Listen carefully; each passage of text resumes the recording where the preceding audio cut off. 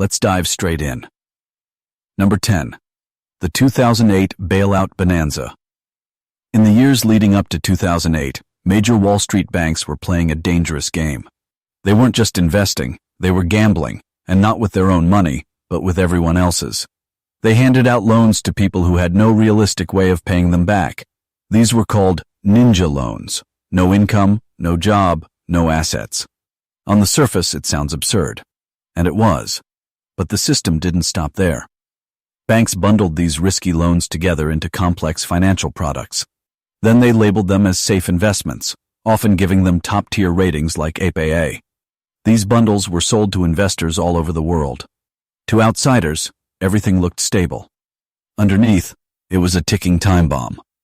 Meanwhile, the people creating these financial products were earning massive bonuses, millions of dollars for taking risks that would eventually collapse the system. Then, in 2008, reality hit. The housing market crashed. Borrowers defaulted. The value of those bundled securities dropped to almost nothing. And suddenly, the entire global financial system was in danger. Now here's where things take a sharp turn. When ordinary people make bad financial decisions, they face the consequences. They lose their savings, their homes, their stability. But when the largest banks made catastrophic mistakes, the response was very different. They went to the government and said, in simple terms, "We're out of money. If we fail, the entire economy goes down with us. You have to help." And the government did.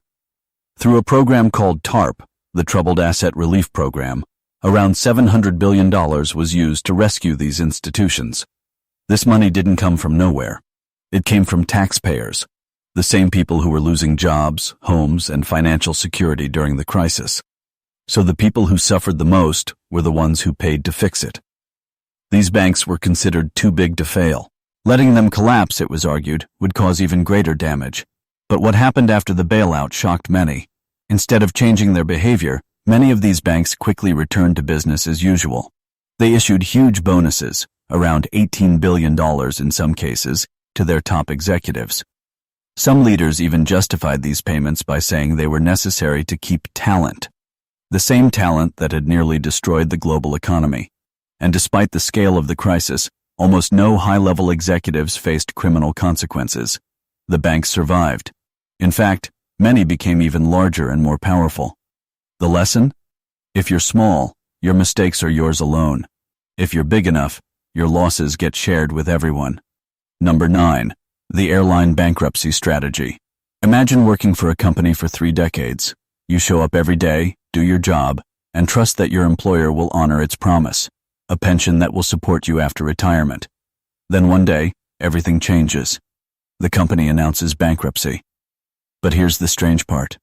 The company doesn't disappear. Flights still operate. Executives remain in charge. Business continues. The only thing that vanishes is your pension.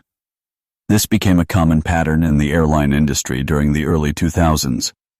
Companies like United Airlines filed for Chapter 11 bankruptcy, not to shut down, but to restructure. This allowed them to cancel labor agreements and transfer pension obligations to a government agency. Workers who expected a stable retirement suddenly saw their income cut nearly in half. Other airlines followed the same path.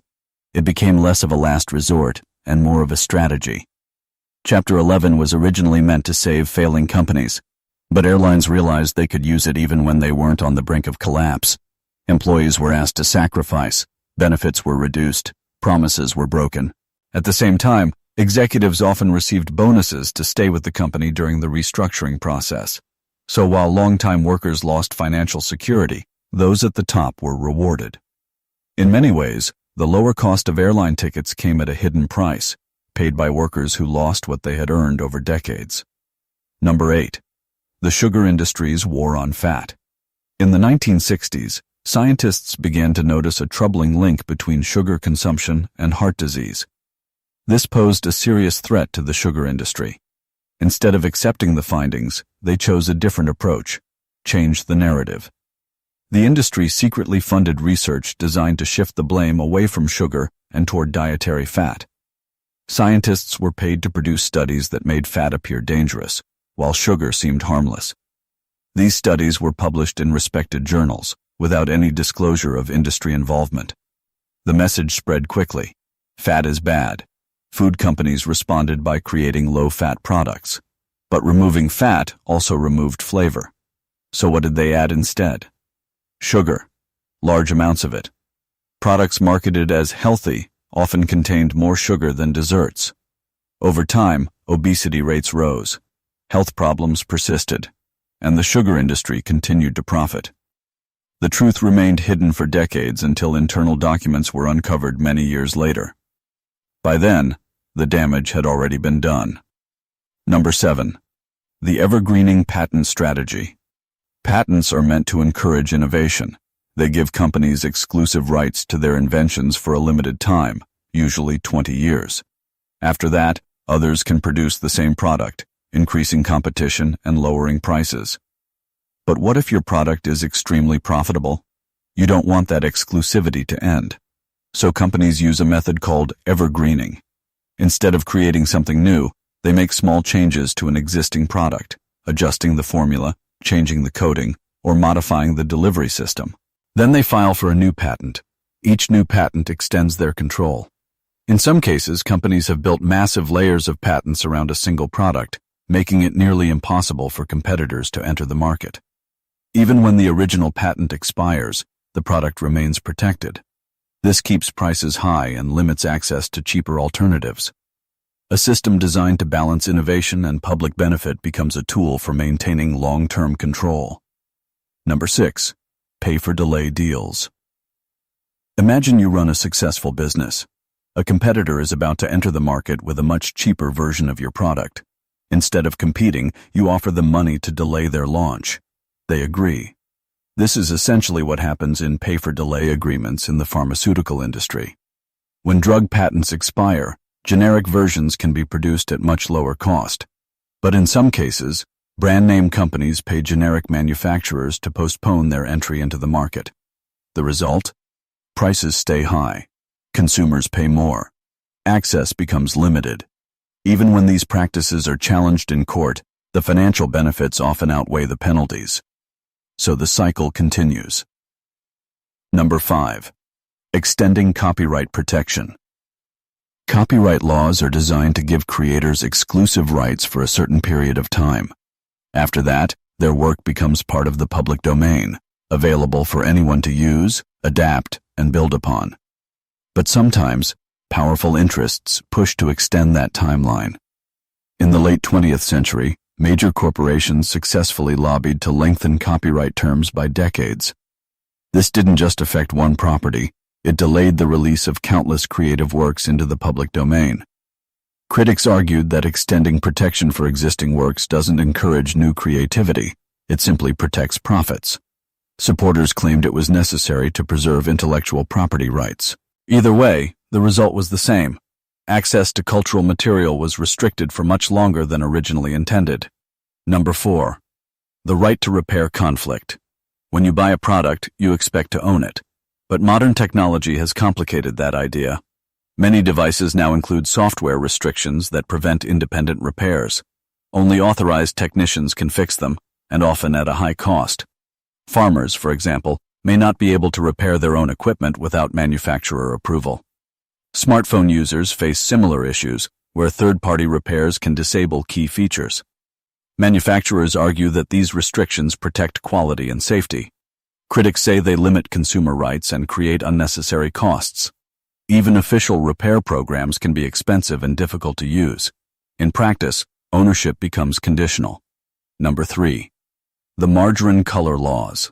In the late 1800s, margarine offered a cheaper alternative to butter. This threatened the dairy industry. In response, laws were passed to make margarine less appealing. Manufacturers were required to dye it unusual colors, sometimes pink or even darker shades. The goal was simple: make consumers reject it. But people adapted. Some products were sold with color packets, allowing customers to mix the desired appearance themselves. Despite the restrictions, demand remained strong. Attempts to manipulate perception couldn't fully override consumer choice. Number 2. The taxi medallion system.